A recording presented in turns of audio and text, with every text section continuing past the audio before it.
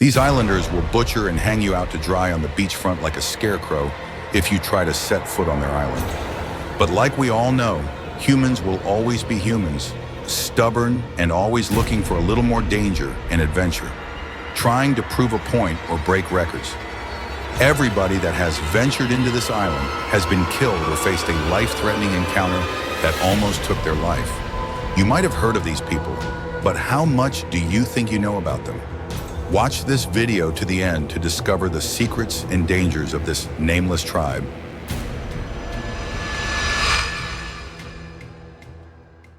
Deep in the Bay of Bengal, within India's Andaman archipelago, lies a mysterious island that has intrigued, frightened, and puzzled the world for centuries.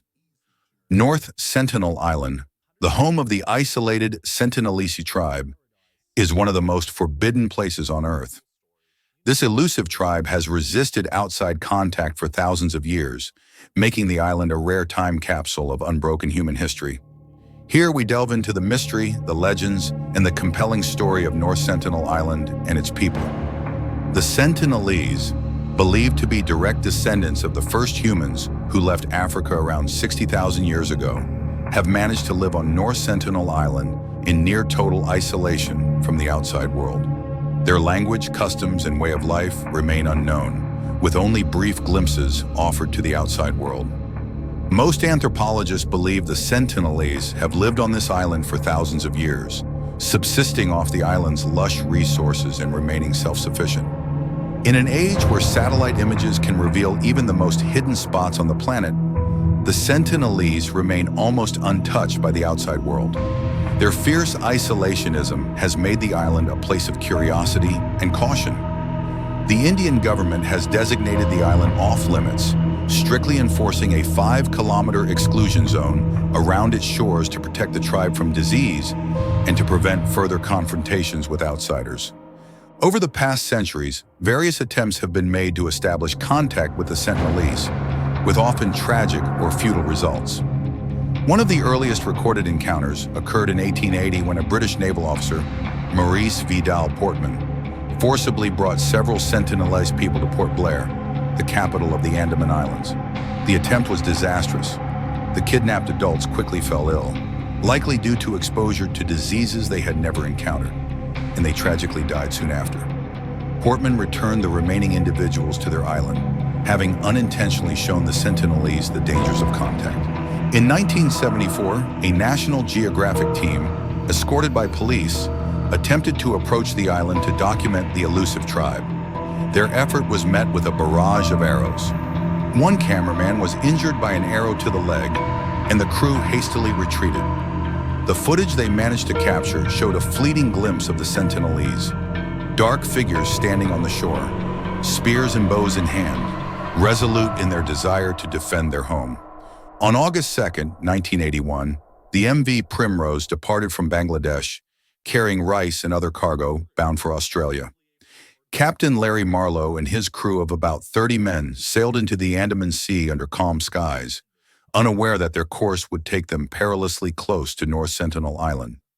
In the early hours of the morning on August 2nd, strong winds and choppy waters drove the ship off course, and it ran aground on a coral reef near the island.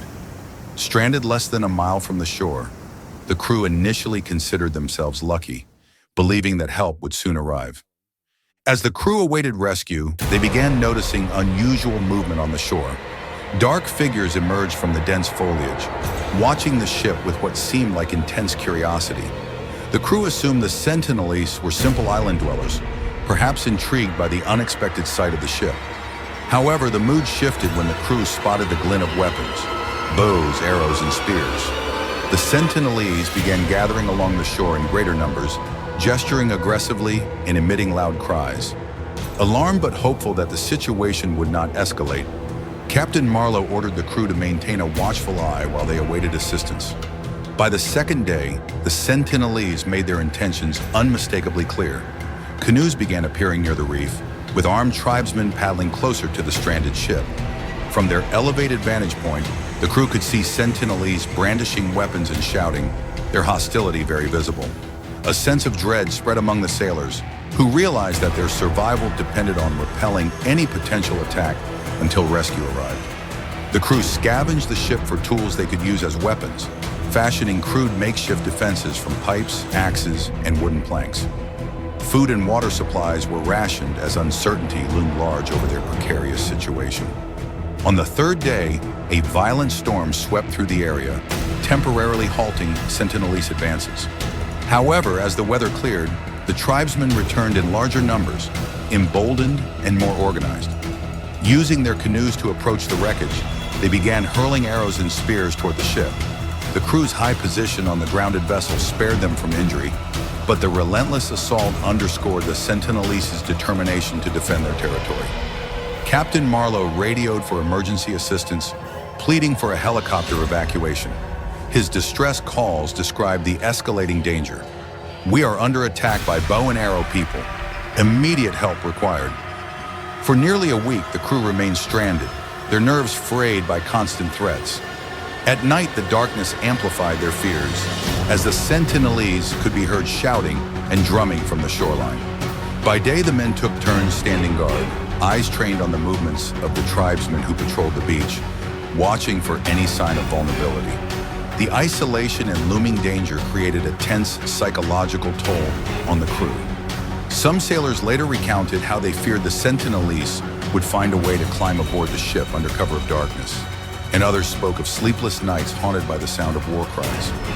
Finally, on August 10th, a helicopter dispatched from Port Blair, the capital of the Andaman and Nicobar Islands, arrived to evacuate the crew. The Sentinelese, startled by the unfamiliar flying machine, retreated into the jungle, allowing the crew to be airlifted to safety. If you've watched this far, it means that you're a true proud child of your ancestors, and for that, I thank you. Kindly subscribe to this channel and help us reach our 100,000 subscribers milestone, and watch how the path to all you're looking for opens up to you with ease. Thank you as you do so. The MV Primrose remained stranded on the reef, its wreckage gradually claimed by the sea. Over time, its remains became part of the island's landscape, serving as a silent witness to the harrowing encounter.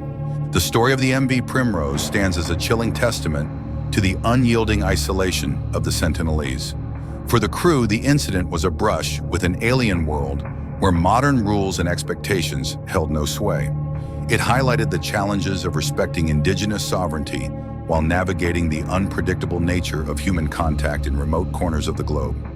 To this day, North Sentinel Island remains off-limits to visitors, a place where the echoes of the MV Primrose saga linger in the whispers of the jungle and the crash of the waves against the reef. For those who hear the tale, it serves as both a cautionary story and a haunting reminder of Earth's last true frontier. Another story was told about two unlucky fishermen who were ambushed and sent to the afterlife. In January 2006, on a quiet evening, Sundar Raj and Pandit Tiwari set out on their small motorized boat to fish near the reefs surrounding North Sentinel Island. Both men were seasoned fishermen from a nearby village, familiar with the waters but seemingly unaware or dismissive of the island's danger. Some accounts suggest they may have been intoxicated, their judgment clouded as they cast their nets near the forbidden shores. As night fell, their anchor slipped, and the boat drifted toward the island's jagged coastline. By the time the men realized their peril, it was too late. Sentinelese warriors, alerted to the intruders, emerged from the dense forest armed with bows and arrows. The exact details of the attack remain unclear, but Indian Coast Guard officials later reconstructed a harrowing scene based on witness accounts from nearby fishermen. The Sentinelese, who likely viewed the fishermen as a threat, fired arrows at the boat, killing both men. Their bodies were dragged ashore, never to be retrieved.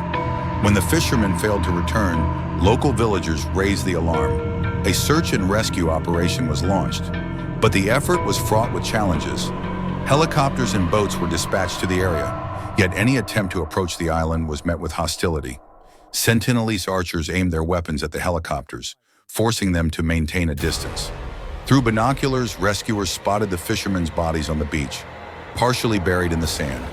Attempts to recover the remains were abandoned due to the tribe's aggressive defense and the risk of conflict. Indian authorities, citing the tribe's legal protection, and the ethical dilemma of disturbing their way of life, decided to let the incident rest. The most recent tragic encounter occurred in 2018 when American missionary John Allen Chow attempted to bring Christianity to the Sentinelese. Despite warnings from locals and restrictions, he ventured to the island, but his arrival was met with violence. Chow's tragic death highlighted the Sentinelese's determination to remain untouched by outside influence, and his body was never recovered. This incident sparked global discussions on respecting indigenous sovereignty, cultural preservation, and the ethics of enforced isolation. The lifestyle of the Sentinelese remains largely a mystery due to their isolation. Observations from a distance have revealed some information. The tribe is likely hunter-gatherers using primitive weapons like bows, arrows, and spears to hunt and fish. They build small huts, often using palm leaves and wood from the island's dense forests. Given their isolation, they likely lack immunity to common diseases, making even a common cold potentially fatal. It's assumed that the Sentinelese have developed a rich oral tradition, using stories to pass down survival knowledge essential to life on the island. Their apparent hostility toward outsiders may not simply be a desire for isolation, but a reaction born from early experiences with explorers, whom they may see as a threat to their very survival. The Sentinelese enjoy a unique form of legal protection in India. The Indian government has gone to great lengths to respect their desire for isolation, with the official stance being one of hands-off protection. To the authorities, North Sentinel Island is not just a piece of territory, it is a heritage site, holding immense anthropological significance. The government's strict no-contact policy is not only to preserve the tribe's way of life, but to protect them from disease and exploitation. In the 1990s, the Indian government did make a few controlled attempts at contact, sometimes leaving gifts of coconuts and iron on the shore, and briefly observing the Sentinelese from a distance. However, after several confrontations and no positive response from the tribe, India ceased these contact attempts and focused on maintaining the exclusion zone around the island instead. The case of the Sentinelese raises deep ethical questions. Should the outside world ever intervene? Could modern healthcare or technology improve their quality of life, or would these only bring harm? These questions extend beyond North Sentinel, resonating in other isolated communities globally, where governments grapple with respecting autonomy versus offering support. Many anthropologists argue that the Sentinelese's isolation is their choice, and respecting it is essential to preserving their culture. Proponents of isolation emphasize that any forced contact would likely devastate their immune systems. Meanwhile, some argue that the tribe's life expectancy, health, and safety might improve with controlled interaction, though there is little evidence to suggest the Sentinelese themselves desire such change. North Sentinel Island holds a haunting allure as one of the last places on Earth where modern society has left little trace. From the distant shores of Andaman, visitors sometimes glimpse smoke rising from the island's forests, a reminder of the Sentinelese's presence and of a world fiercely independent from the one we know. The tales of the Sentinelese's courage and resilience in defending their island continue to captivate the imagination of people worldwide, with stories of a people untamed by time. In the end, the story of North Sentinel Island serves as a reminder that, even in a hyper-connected world, there remain people and places unbound by technology, progress, or global influence. The Sentinelese embody freedom from outside control, a sovereignty as ancient as their way of life, reminding us that not all corners of the world seek or need modern intervention. As long as the Sentinelese wish to remain hidden, North Sentinel Island will stand as one of Earth's most enduring mysteries, a symbol of human resilience, heritage, and the right to exist, unencumbered by the hands of time.